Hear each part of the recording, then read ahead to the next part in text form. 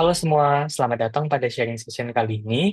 Bersama saya Theo dengan topik Elevating Customer Engagement with Advanced AI Chatbot. Oke, pada sesi kali ini, saya ditemani oleh narasumber kita, Mas Ridwan selaku CTO dari Egero. Oke, tanpa berlama-lama lagi, langsung saja kita sambut narasumber kita. Halo Mas Ridwan, gimana kabarnya nih Mas? Halo Theo, kabar baik? Oke, Mas Ridwan sendiri kan udah lama ya berkecimpung di dunia AI, terutama chatbot. Nah, boleh nggak sih ceritain sedikit background dari Mas Ridwan di Egero ini? Jadi dari tahun 2018 saya bersama teman-teman membangun perusahaan yang memang khusus chatbot. Awalnya kita hanya sebagai platform yang terintegrasi dengan teknologi dari luar, tapi kemudian kita mengadaptasi, menciptakan teknologi kita sendiri, dan kebetulan pula tahun 2019-2020 itu kan ada pandemi COVID yang mengharuskan orang-orang untuk bekerja dari rumah, sehingga kebutuhan untuk chatbot pada saat itu meningkat. Sehingga kita berkembang, berkembang lagi sampai saat ini kita juga sudah mulai bukan hanya chat, tapi juga sudah mulai dengan talkbot. Jadi sudah suara. Lalu yang sekarang-sekarang ini sedang marak juga kan ada Gen AI, generatif AI. Kita juga mulai mengembangkan ke arah sana juga. Wah, luar biasa sekali ya Mas pengalamannya. Oke, kalau gitu kita nggak usah lama-lama lagi, langsung aja kita masuk ke materi Mas. Untuk waktu dan tempat dipersilahkan. Oke, terima kasih Theo. Ya, teman-teman, perkenalkan sekali lagi saya Muhammad Ridwan selaku CTO dari Egero. Di sini topik kita adalah Elevating Customer Engagement with Advanced AI Chatbot. Jadi, sebagai yang teman-teman mungkin mulai sering mendengar terkait generatif AI, itu sudah mulai banyak digunakan oleh perusahaan-perusahaan karena kemampuannya yang sangat luar biasa, bukan hanya cepat tapi juga bisa memahami setiap pertanyaan dari customer. Jadi, generatif AI ini memang transforming chatbot contextual understanding. Karena dia memiliki kemampuan pemahaman bahasa yang sangat tinggi, dia itu bisa menjawab berdasarkan pertanyaan pada saat itu juga. Sehingga kita tidak perlu lagi membuat skenario, mengumpulkan pertanyaan-pertanyaan yang mungkin akan ditanyakan oleh customer, sehingga ini juga lebih mengefektifkan pembuatan knowledge dari chatbot itu sendiri.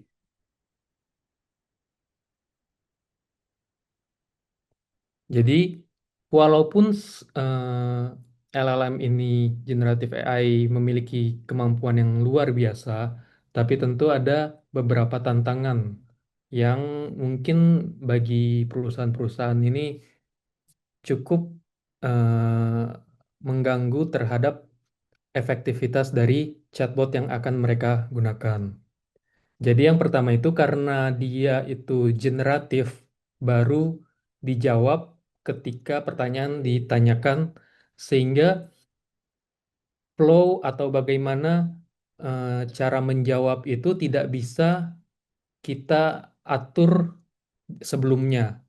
Sehingga bisa juga eh, arah dari percakapan ini cukup liar, tidak bisa kita atur. Jadi ya tantangan yang pertama itu terkait personalized interaction style tadi, flow-nya tidak bisa kita atur di awal, sehingga juga uncontrolled response, karena ini generatif AI, responnya mau seberapa panjang, mau seberapa pendek itu juga menjadi salah satu tantangan buat perusahaan-perusahaan. Lalu tantangan yang berikutnya adalah terkait token usage cost. Karena LLM Gen AI ini kita menggunakan third party seperti GPT, Gemini, atau banyak teknologi Gen AI lainnya, tentu dari perusahaan-perusahaan tersebut sebagai provider teknologi memiliki cost dan biasanya itu token based. Jadi token itu tidak bukan per karakter, bukan per kata, bukan per kalimat, tapi ada perhitungan mereka sendiri Sehingga itu juga tidak bisa kita estimasi seberapa besar token yang akan digunakan ketika satu pertanyaan itu masuk ke dalam teknologi Gen AI. Jadi ini juga salah satu tantangan bagi perusahaan yang menggunakan generative AI sebagai teknologi chatbot mereka karena tidak bisa diprediksi seberapa besar cost yang mungkin akan mereka luangkan untuk chatbot mereka itu. Lalu tantangan yang selanjutnya itu terkait security concerns. Jadi karena kembali lagi kita ini LLM Gen AI ini menggunakan third party, banyak perusahaan ini yang concern bagaimana terkait sensitif data dari customer mereka, apakah nanti akan diupload ke server provider teknologinya atau bagaimana. Jadi beberapa tantangan ini memang tantangan yang pasti akan dihadapi jika kita menggunakan teknologi generatif AI. Maka di RC ini kita ingin menjawab tantangan-tantangan ini sehingga mungkin nanti akan dijelaskan kita mengcombine Gen AI dengan eh, mungkin kita sebut engine kita sendiri yang dari awal keberjalanan itu kita sudah mengembangkannya. Di sini kita ingin memperkenalkan RC LLM Smartbot Advanced Generative AI Chatbot. Jadi RC LLM Smartbot ini represents the next gen evolution from our successful RC Smartbot. Karena tadi ada tantangan-tantangan tadi, di sisi lain selain menjawab tantangan yang dihadapi terkait Gen AI, karena di kontekstual engine kita sendiri yang kita ciptakan itu juga memiliki kelebihan tersendiri. Sehingga kita ingin bukan hanya menjawab tantangan, tapi juga ingin eh, menambahkan kekuatan di LLM Smartbot kita. Di sini kita akan menjelaskan terkait RC LLM Smartbots. Jadi seperti yang tadi saya jelaskan, kita ingin menggunakan double engine. Jadi selain kita menggunakan generative AI, tapi karena generative AI tadi itu ada beberapa tantangan, kita juga ingin menggunakan engine kita sendiri yang selain menjawab tantangan generative AI juga memiliki kekuatannya tersendiri. Lalu terkait generative AI, kita juga menyediakan split prompt guidance sehingga customer kita bisa membuat prompt yang baik sedemikian rupa sehingga bagaimana robot itu menjawab bisa lebih sesuai ekspektasi mereka. Selain itu terkait token tadi, kita juga meskipun kita tidak bisa memprediksi seberapa banyak penggunaan token yang nanti akan berdampak terhadap cost, tapi di sini kita memberikan limit berapa maksimum token yang kita akan gunakan ketika menjawab suatu pertanyaan. Sehingga meskipun tidak bisa terprediksi totalnya, tapi paling tidak kita bisa memberikan batas maksimal dari penggunaan eh, token budget tadi. Lalu terkait security, data yang kita upload ke generative AI, kita menggunakan RAG, Retrieval Augmented Generation, sehingga data itu tidak benar-benar langsung diupload ke platform mereka, tapi kita chunking dulu, sehingga tidak bisa dibaca secara gamblang. Selain itu juga nanti mungkin akan dijelaskan terkait security itu bahwa nanti yang kita upload ke provider Gen AI itu tapi hanya knowledge umumnya, bukan terkait data sensitif dari customer dari perusahaan kita. Nah, yang pertama mungkin saya ingin menjelaskan terkait Gen AI, RCLLM Smartbot. Jadi bisa dilihat di gambar ini, di tengah itu mungkin platform kita, RCLLM. Di awalnya, user agent atau supervisor atau knowledge manager itu mengupload dulu seluruh dokumen knowledge yang ingin mereka berikan feeding ke Gen AI. Yang mana nanti RCLLM akan memproses, akan mengupload ke teknologi Gen AI-nya, akan mentrainnya, segala macam. Lalu kemudian ketika ada pertanyaan dari customer masuk ke RCLLM, di sini akan ditanyakan ke Gen AI. Dari Gen AI sendiri tidak akan langsung dijawab karena kita juga memberikan batasan hanya menjawab terkait pertanyaan yang masih ada relevansinya dengan dokumen yang diupload tadi. Jadi misalkan dokumen yang diupload itu mengenai eh, product knowledge, tapi kemudian pertanyaannya adalah mengenai eh, siapa Presiden Indonesia saat ini. Itu tidak akan dijawab oleh RCLLM. Kita sudah batasi itu dan mungkin nanti ada namanya confidence level, sehingga pertanyaan yang tidak relevan nanti confidence levelnya akan rendah atau tinggi. Jadi ketika pertanyaannya memang relevan terkait dokumen yang diupload, confidence levelnya akan tinggi. Dan ketika confidence level itu tinggi, eh, RCLLM akan langsung mengenerate jawaban. Dan jawabannya nanti akan dikembalikan ke customer. Tapi bagaimana jika confidence levelnya rendah? Nah ini, jika confidence levelnya rendah, kita pasti akan mencatat. Dan selain itu, eh, ketika confidence levelnya rendah di bawah threshold yang kita tentukan, itu kita akan melempar pertanyaan tersebut ke live agent. Sehingga pertanyaan tidak dibiarkan menggantung tidak terjawab, tapi akan segera langsung dihandle oleh live agent. Live agent akan melanjutkan percakapan dengan customer. Dan ketika selesai, dijawab oleh live agent, percakapan juga sudah selesai, nanti bisa kembali lagi ke RCLLM-nya. Jadi pertanyaan selanjutnya nanti akan dijawab kembali oleh RCLLM.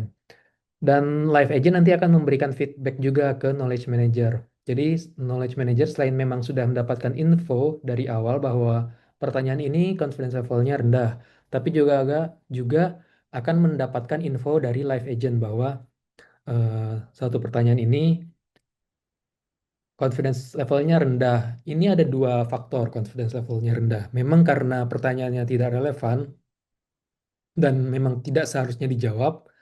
Atau yang kedua itu karena mungkin memang knowledge-nya belum di-upload ke platform RCLLM. Sehingga di kemudian hari, knowledge manager ini perlu mengupload kembali dokumen knowledge lainnya. Sehingga bisa lebih memperkaya knowledge dari RCLLM. Ini untuk penggunaan generatif AI di RCLLM Smartbot kita. Dan seperti yang tadi kita sebutkan, kita ini menggunakan double engine. Oh ya, ini sebelumnya ini eh, contoh dokumen yang kita upload ke platform RCLLM. Bukan hanya seperti ini Q&A, bisa juga eh, PDF atau company profile dalam bentuk presentasi atau dalam bentuk table atau eh, dalam bentuk lainnya yang bisa diproses oleh LLM Gen AI.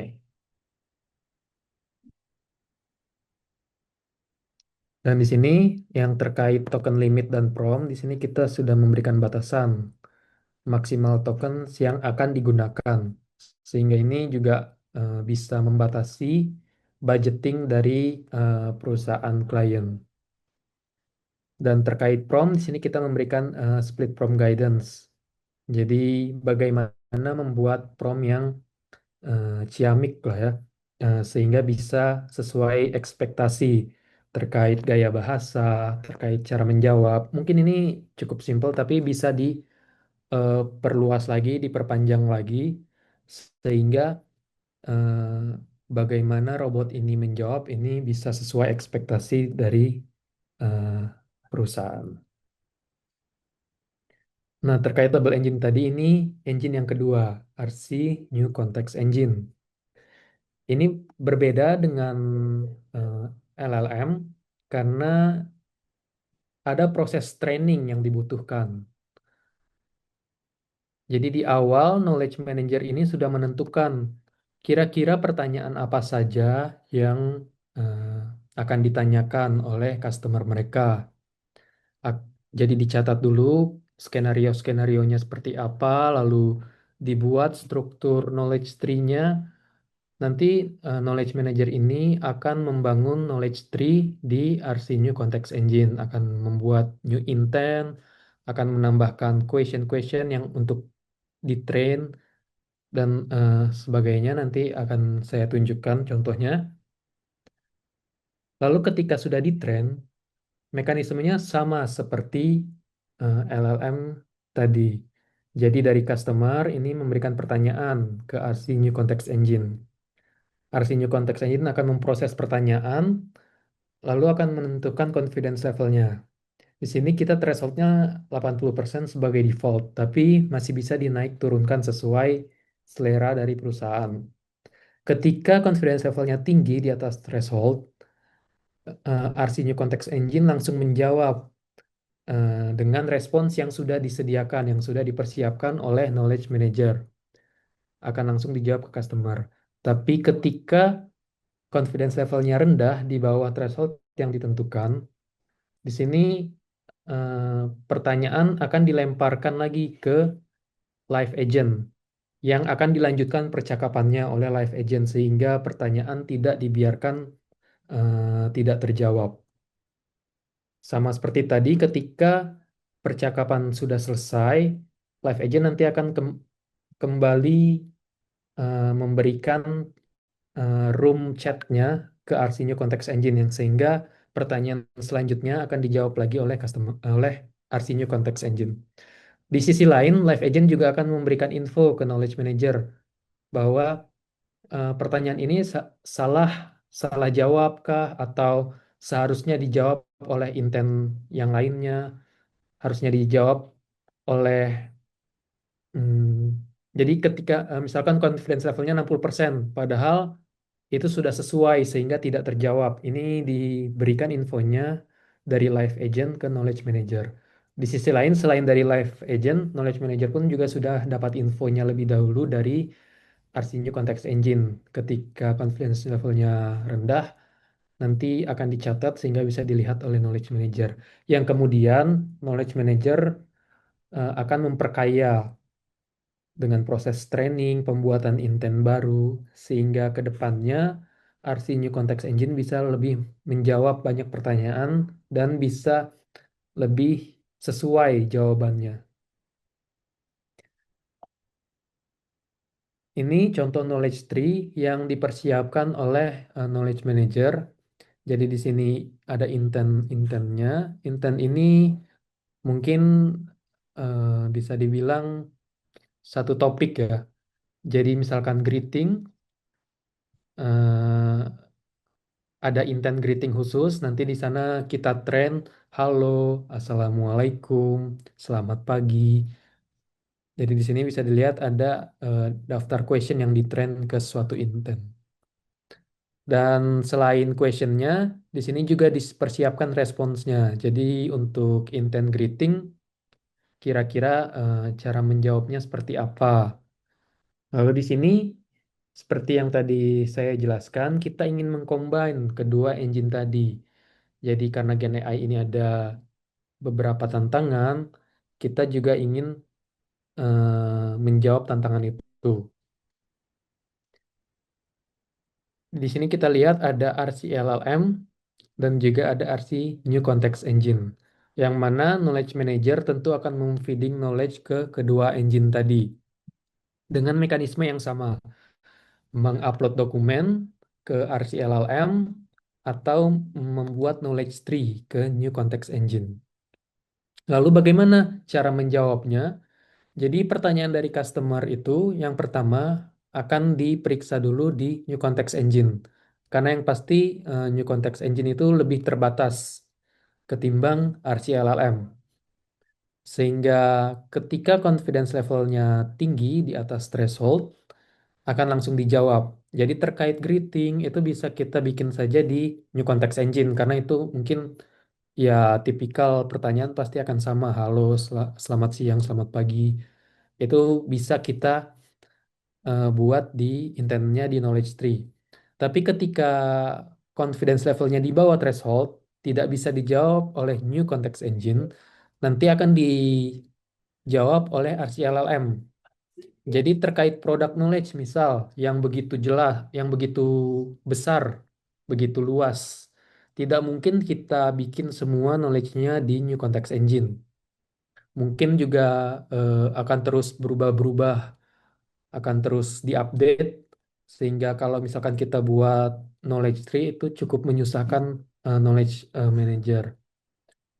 Kita upload dokumen terkait product knowledge tadi di RCLLM.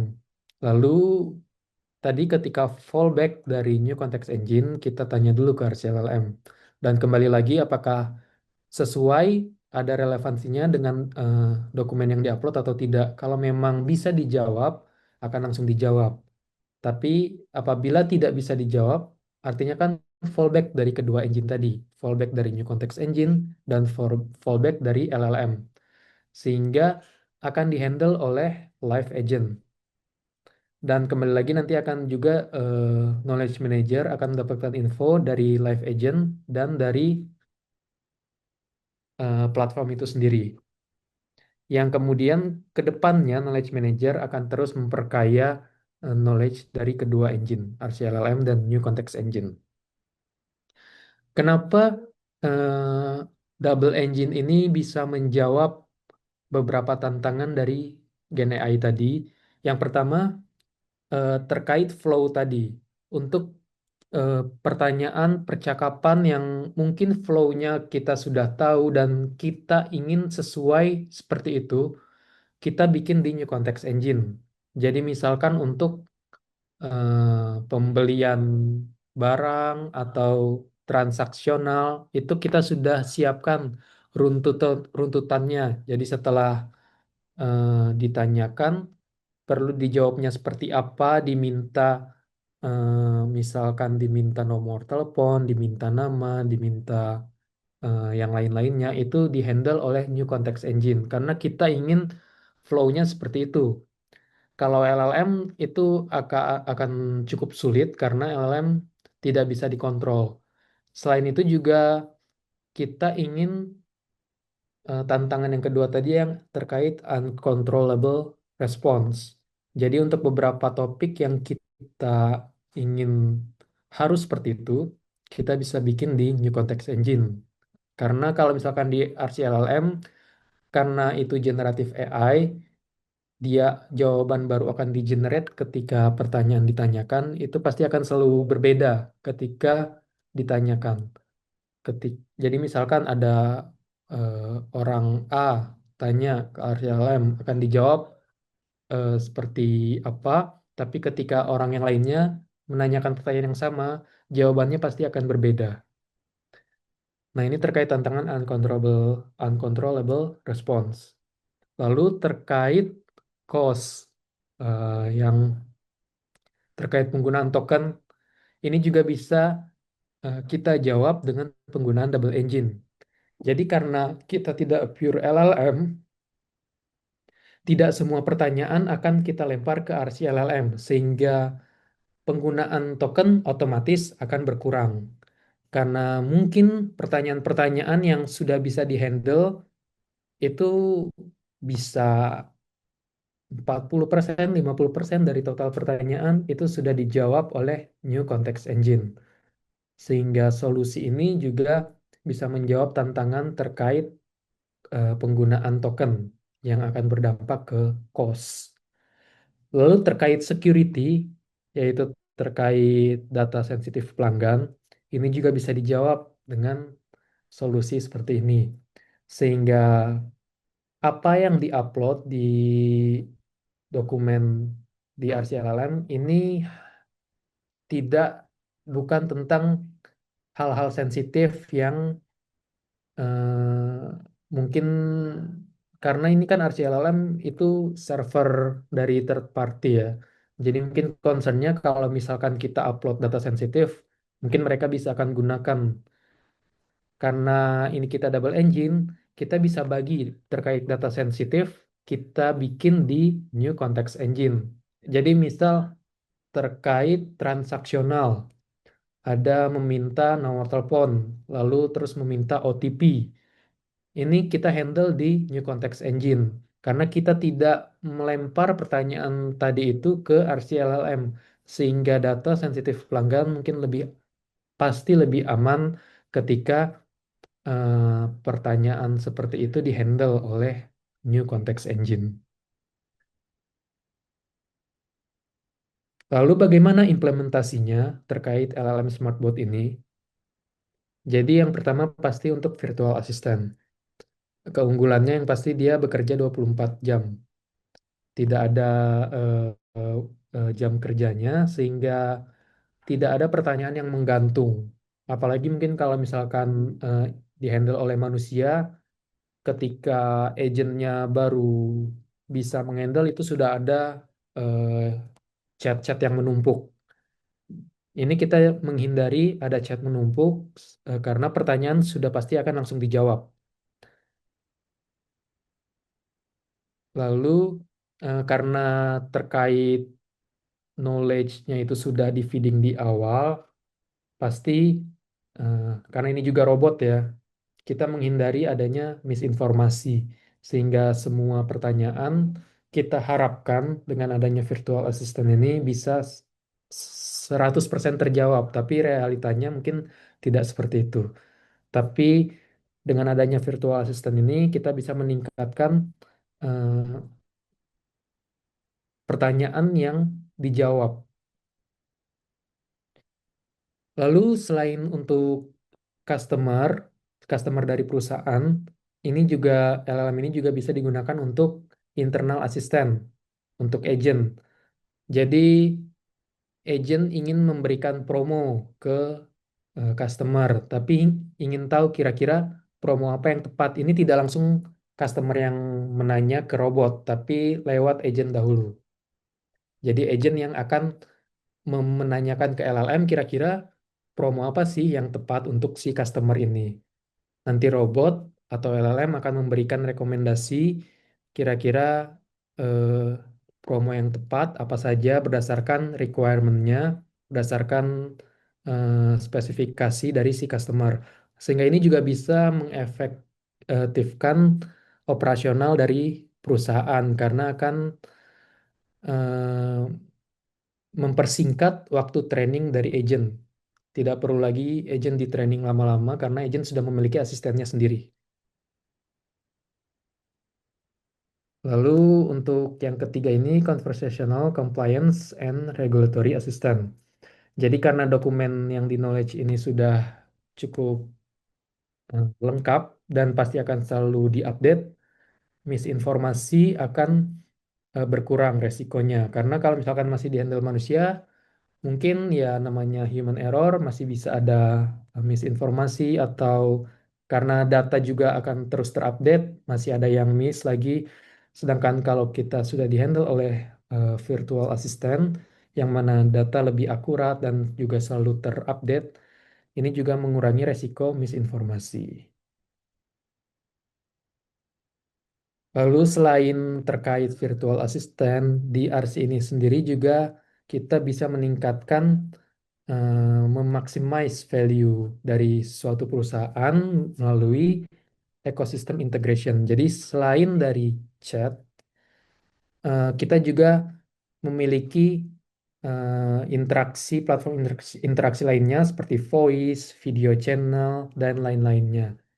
Lalu juga di RC sendiri juga bisa langsung real time transfer ke agent dan juga memiliki fitur terkait chat summarization. Jadi eh, si RC ini akan langsung eh, menyimpulkan kira-kira si customer tadi keluhannya apa sih, ke depannya kira-kira yang baik untuk suatu bisnis bagaimana dan lain sebagainya. Sehingga ini juga yang pasti akan mengefisienkan operasional dari perusahaan yang menggunakan RC platform ini. Mungkin cukup sekian yang bisa saya presentasikan. Agak waktu saya kembalikan ke Theo. Oke, terima kasih banyak Mas Ridwan atas pemaparannya. Berarti akan ada banyak sekali ya manfaatnya kalau perusahaan itu menggunakan AI chatbot ini. Ya, betul. Perusahaan secara kalau mereka memang punya customer yang cukup besar jumlahnya, ini akan lebih mengefisienkan operasional mereka. Oke, baik. Oke, udah ada banyak pertanyaan yang masuk dari audiens. Mungkin kita langsung masuk ke sesi tanya jawab aja kali ya, Mas. Boleh. Oke, saya mulai bacain pertanyaannya ya. Oke, yang pertama, apa sih keunggulan RC LLM Smartbot itu dan kenapa lebih fokus ke LLM-nya dan bukan NLP-nya? Oke, untuk pertanyaan pertama, jadi mungkin klarifikasi dulu terkait pemaparan saya tadi. Kita tidak mengutamakan RC-LLM-nya. Memang LLM itu bagus terkait Gen AI tadi dengan keunggulannya, tapi di sisi lain kan juga ada tantangannya. Sehingga solusi dari kita bukan hanya LLM-nya saja, tapi juga New Context Engine tadi yang mungkin di sini teman-teman menangkapnya sebagai NLP. Kita lebih mendorong untuk penggunaan keduanya. Seperti itu sih. Untuk pertanyaan selanjutnya, tadi di challenge itu ada mention token budget. Apakah dengan LLM ini secara cost bisa lebih murah? Ya, seperti yang di pemaparan tadi, untuk terkait cost budget, karena kita menggunakan double engine, tidak semua pertanyaan akan kita lempar ke LLM. Sehingga kita bisa memotong penggunaan token tadi, karena mungkin kita ekspektasi 40-50% pertanyaan sudah dihandle oleh New Context Engine. Sehingga itu juga bisa memotong cost dari penggunaan token itu sendiri. Oke, untuk pertanyaan selanjutnya, smartboard LLM ini cocok nggak sih kalau dipakai di berbagai industri?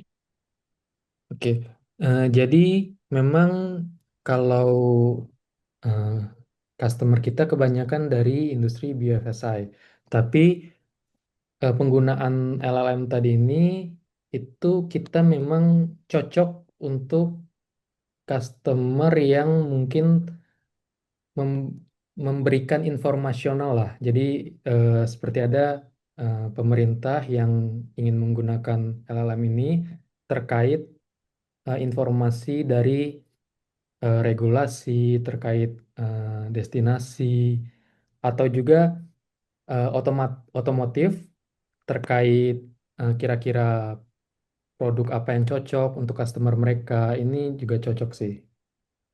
Jadi bisa dibilang penggunaan LLM ini cukup luas lah di industri mana saja. Oke, untuk pertanyaan selanjutnya, apa aja metrik utama yang digunakan untuk mengukur keberhasilan dari implementasi smartbot ini? Kalau keberhasilan yang pasti tidak ada pertanyaan yang tidak terjawab, tapi pada realitanya itu tidak mungkin. Yang pasti memaksimalkan eh, informasi yang sampai kepada pelanggan dari perusahaan. Yang itu tadi, kembali lagi ya, seberapa banyak pertanyaan yang dijawab oleh RCLLM. Jadi matriks utamanya yang pasti memperkecil pertanyaan yang dijawab oleh agent atau tidak terjawab. Oke, selanjutnya, gimana smartboard ini menangani dan mengelola data sensitif pelanggan, terutama mengingat adanya undang-undang mengenai privasi data. Ya, seperti yang tadi sudah saya paparkan, karena kita memiliki double engine, yang satu itu memang kan kita, yang untuk LLM kita upload ke platform third party seperti Google atau Azure OpenAI. Tapi yang satunya lagi itu kan di internal kita. Makanya kita penggunaan double engine ini juga salah satu cara kita menjawab tantangan terkait concern security tadi. Jadi untuk pertanyaan-pertanyaan yang mungkin membutuhkan data sensitif pelanggan seperti nomor telepon atau bahkan nomor rekening atau OTP segala macam itu dihandle oleh New Context Engine. Kita tidak melempar pertanyaan itu tadi ke LLM. Kira-kira seperti itu saya. Oke, mungkin aku bacain pertanyaan yang terakhir ya. Dan pertanyaan terakhirnya, apa impact dari LLM Smartbot ini untuk customer? Yang pasti secara operasional mereka akan lebih efisien karena yang tadi sudah sempat saya singgung, LLM ini kan atau mungkin chatbot secara umum kan bekerja 24 jam sehingga lebih banyak pertanyaan akan terjawab sehingga customer tidak dibiarkan menggantung lah. Dan sekali lagi, selain juga terkait informasional yang ada di LLM, kita juga bisa transaksional yang ada di New Context Engine. Sehingga tidak perlu menunggu ada live agent untuk bekerja, semuanya bisa sudah dihandle oleh chatbot RC LLM Smartbot itu tadi. Baik, untuk sesi tajam kali ini mungkin udah cukup ya untuk Bapak Ibu sekalian. Untuk pertanyaan yang belum dijawab, tenang aja, nantinya akan ada tim kami yang menghubungi Bapak Ibu semuanya. Nah, nggak berasa nih kita udah berada di ujung acara. Terima kasih banyak ya Mas Ridwan untuk sharing materinya. Sama-sama Theo, terima kasih juga untuk kesempatannya pada hari ini sharing session. Oke, nggak lupa juga, bagi Bapak Ibu yang memiliki pertanyaan lebih lanjut, dapat menghubungi website arsi.ai atau email kami di bawah ini. Akhir kata, saya Theo, pamit undur diri, dan sampai bertemu di webinar selanjutnya. Dadah!